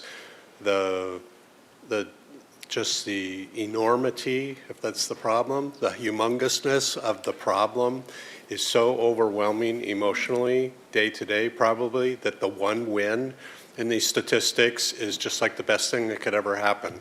And I don't think people really realize that what it takes to get that one win. So thank you for that.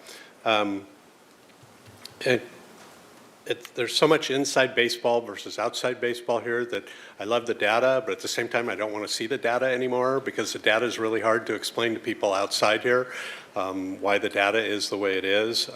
But then again, they want the data too. But I think personally, my commitment is still in all we do to lead in a way that helps those people who need help. There's probably, whether it's potholes or streetlights or a barking dog or a person who's down on their circumstances, that's all about what city work should be. And that should color everything that we do. I'm going to put a but on the end of that though, but so sorry. But I just worry in today's financial environment just how sustainable our efforts can be, and what can we do to resolve that, so that we can continue to lead by helping everybody that needs help, and not have to make choices between a police officer or a unhoused resource to try and get someone, or a library that's open 7 days a week versus keeping somebody in their car somewhere, so 6 months later they can get back into just that little gap that they fell out of, and having a place to live. It kind of cracks me up a little bit. There's a Mike Jordanism here, that the effort and angst and resources we've spent over the last year and a half arguing about cars or not cars on State Street, the level of discussion and time that is taken up versus just a report like this and people are on the street dying and not getting anywhere. We could even say the cars versus cars discussion was worth that level of effort, but certainly there are other things that are worth more effort than that. So I'll get off the Mike Jordanism, sir. It seems the expense burden is continuing to grow. The statistics are getting worse. The metrics are difficult. What's successful to us is not necessarily successful to somebody that's not playing inside baseball or inside our sandbox, so just a community member. I think we definitely could do better at that. I don't know the answer to that. Just showing, I'll just pick on the number of 800 contacts. Only 10% of those are clients. Just showing numbers like that is not the best way to tell that story. We've all been sitting here hearing this story for a decade or longer, and so it's easy for us to say this is our path, but I think we need to do a better job on, rather than just parading out one success story of somebody got housed this week, is to recognize that there's also an education component with the public to continue to bring them along, because I'm pretty disheartened about just everything that goes on in the world now, politically or socially out there, and it's just too black and white and yes or no, and doesn't allow people to, and many times the burden needs to be more on us to bring people along and not allow them to lag, but to join us in this effort. I also get the sense that we're still too fragmented. I get messed up with the ABC gobbledygook and where the money's coming from, what the money's can be used for, what it can't be used for. That seems to make great sense. Who has to administer the money? We're too small of a city to get much resources ourselves directly from the government, so we're kind of just in the food line. But I think we need to continue to work for ways to resolve that, whether it's what system you're putting them into, who's who's lining up to get the money, who that's freezing out of getting the money. The money can only go to one group and not other groups. And then just the unbelievable number of service providers out there running around separately. These are all things we've talked about all along. So, and then finally, last thing I'll say too, I'll just offer again to you, Barbara, that whatever on that side of the hill I can do, literally like a city college parking lot that I drive by at 5 o'clock every day and it's just like a desert empty. And what does it take to engage those types of organizations or entities to help with the problem and not serve like an available site as just an oasis in a land surrounded by a desert of people who need them. I just think those probably examples exist all the way around, all around town, whether a public entity or private property. And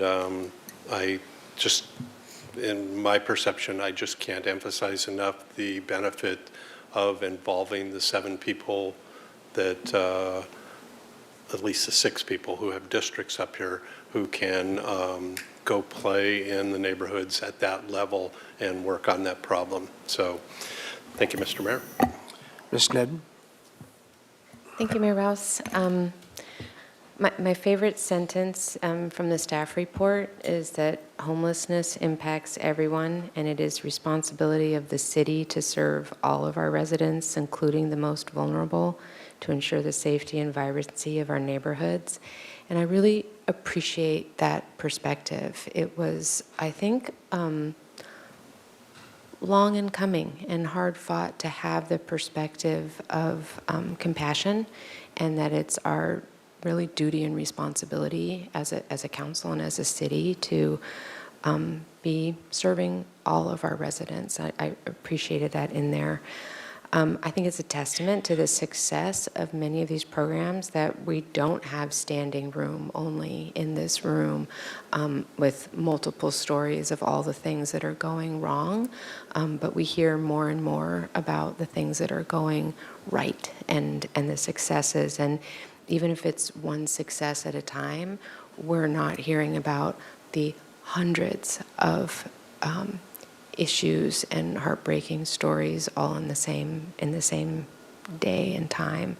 And that's to Councilmember Jordan's Mike Jordanism. I would say that we did spend those days in council chambers really wrestling with this, and so that now we can receive reports and give sort of gentle guidance and feedback as opposed to the bigger push that happened a lot earlier. So I would put that in the success category. And yeah, congratulations to opening the Faro Center. I mean, that was and is a huge success. And I'm really hearing that it's not an ongoing guaranteed success, that we have a 3-year lease. We need to be thinking about this long term, and for this to really have that compounding effect over time, we need to be able to count on it, fund it, keep it open.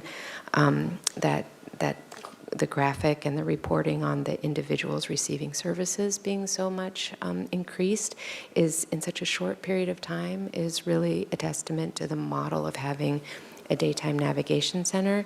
And that was also long time in the making with a lot of efforts, and it's sort of easy to celebrate that as a success now, but thinking back on, I think, for a long, long time that was being fought for. Ms. Anderson, I really want to thank you and appreciate you, what you brought in the position that you're in with your regional knowledge, your expertise, your sort of sensibilities about what different agencies are able to bring and maybe not able to bring, where the gaps are in bringing people together. In a short period of time, you've been able to really synthesize a lot of the things that have been coming up for us. And then, Ms. Stotts, you've been doing this for a very long time and looking at it, and the team, this internal team of addressing this, I think has been really effective and powerful. Fire, police, creeks, parks, I mean, you're all day to day looking at individual people and trying to bring individual people to services, to help, and really handling that with compassion. And I think, again, that we don't hear some of the things we used to hear is really a testament to that, on how effective that is. I am appreciating the expansion of New Beginnings and Councilmember Jordan's call to each of us to be looking for where in our neighborhoods that we could be supporting that, promoting that. Really appreciate the Housing Authority and our nonprofit partners all the way around. I think you really made it clear housing is a solution to homelessness, and really specifically keeping people in housing has that multiplier effect in addressing homelessness.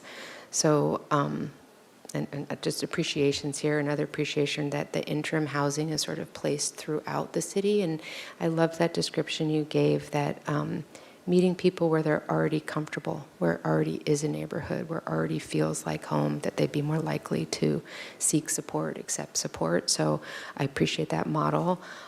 We've got to keep Dignity Moves. It's so effective. We're seeing how effective it is, whether it's in that location, other locations that have been talked about. That model, I think, just to keep that moving. We do have the safe parking, which is sort of really shouldn't be a long-range solution for someone to be living in their car for years. That should be most interim, and then Dignity Moves is really moving towards that permanent housing. So I think it's not one or the other. We need to keep them all going.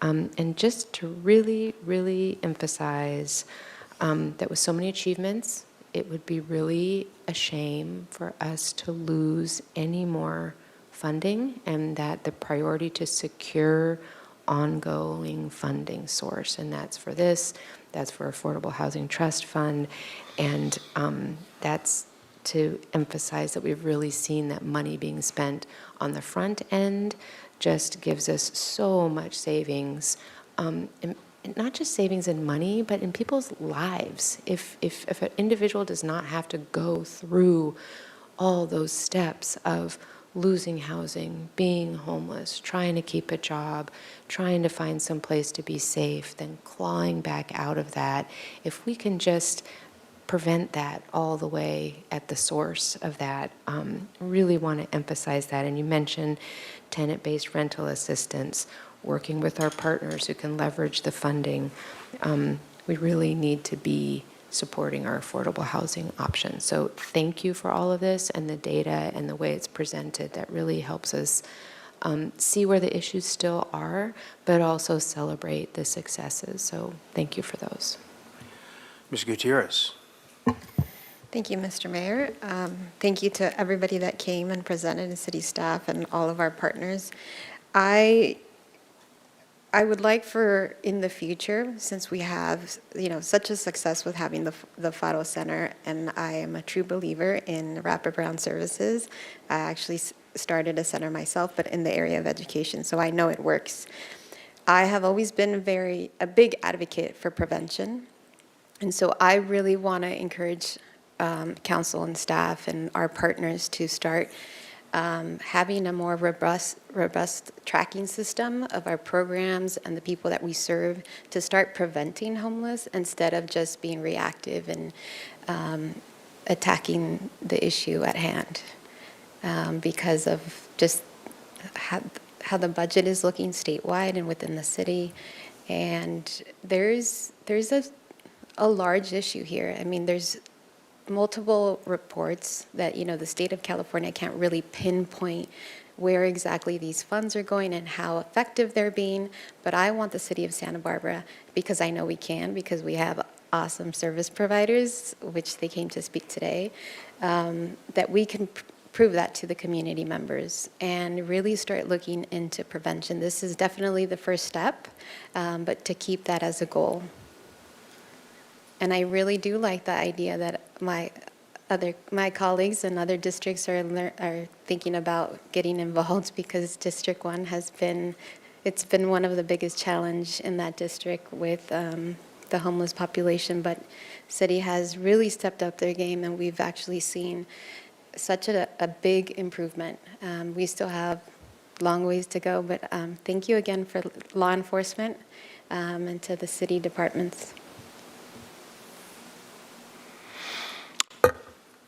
All right, very good. Well, this is always a rather pithy subject, but it's hard because it's such a broad brush when you use the word homelessness, because it just tries to define so much, and it's just not every individual is an individual. You have the visible versus the invisible homeless, which of course is a lot of that is the car dwelling folks. I always struggle with the assumptions that we can understand the circumstances with the individuals, say somebody fell through the cracks or this, that. I mean, we just don't know. And I know that in our point in time count, and I've been to all of them, we're limited in the questions we can ask, and things that, if I were came by, gosh, I'd ask a few other questions, but we can't. But it's amazing to me when you think about the burgeoning populations to the north and the south of us, and the growth of those homeless populations, and how, frankly, we've been able to kind of hold the line. And part of that is through the efforts of the people in this room. And controlling it, being humane about it by the same token, is not just allowing explosions of encampments and whatnot. We've been a little bit ahead of the curve on most of this stuff, and I think council here has done a great job in terms of being behind the Faro Center, bringing people out of the parks and out of the library into some other place to navigate. Clearly, we've got a long ways to go. There are still services being provided remotely, which I personally don't agree with. I'd like to bring people inside and be able to coordinate. I think the way we look at the homelessness from a statewide strategy hasn't worked out yet, but there's a lot of talk about changing the direction, because the amount of money we spend for the identifiable population is really disproportionate. And like you were saying, Ms. Anderson, about how much money we spend out of the city coffers to perform the things that we do, even though we're doing well, it's, we could be doing other things. We could be doing, like Mr. Jordan was talking about, library hours and more parks and rec programs and whatnot. So I think we're heading in the right direction. I do think we are as close to a model agency as I've seen around California. So a lot of credit to, like I say, all you folks in the room tonight. So with that, if we have no further comments, we can close that item, and thank you, Ms. Anderson, for the report.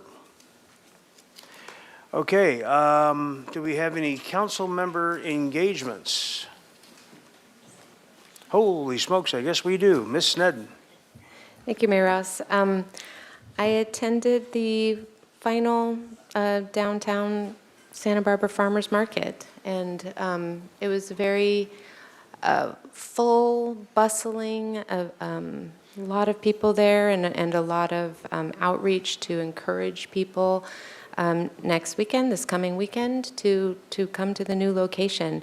I also, Wesley Rowe invited us all to say goodbye to the trees in a bell ringing ceremony, and it was actually quite moving, and I'm grateful that he called attention to that. And there was no resistance to the change in location, but just taking a moment to appreciate the trees and what the new location will be. Also attended the employee appreciation lunch. That was fantastic.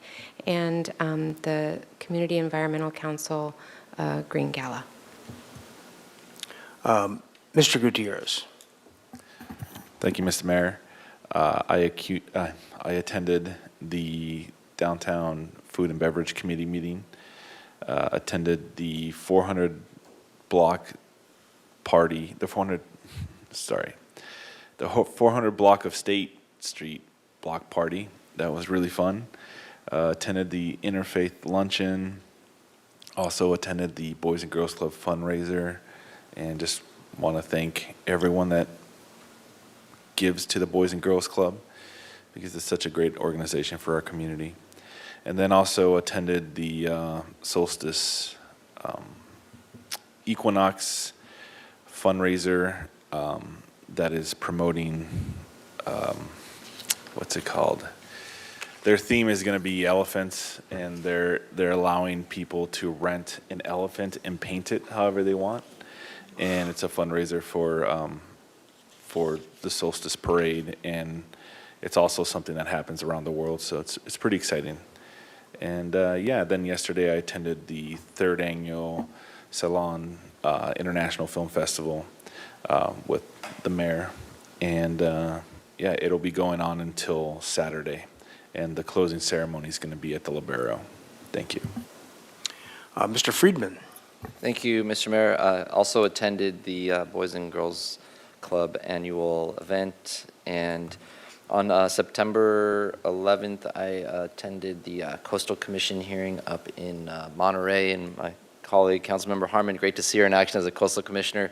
But the reason I was up there was part of the local government working group that we're both on that is really looking at local coastal planning efforts.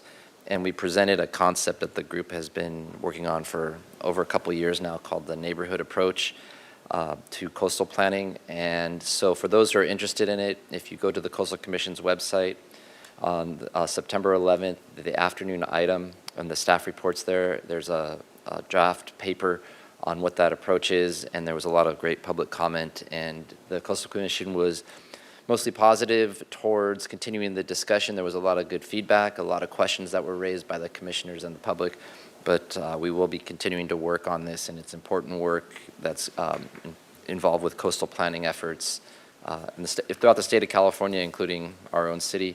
And then lastly, I just want to say congratulations to my friend Luigi Crisa, who used the community arts workshop to put in his own art show installation. So he rented out one of the galleries there and had a kickoff, and some very innovative and creative art. But I wanted to especially just say I'm really proud of him, and it was really cool to see him and his family there and all the work that he puts into it. I don't know how he does it as an artist at night, and just a Renaissance man himself. So congratulations, Luigi.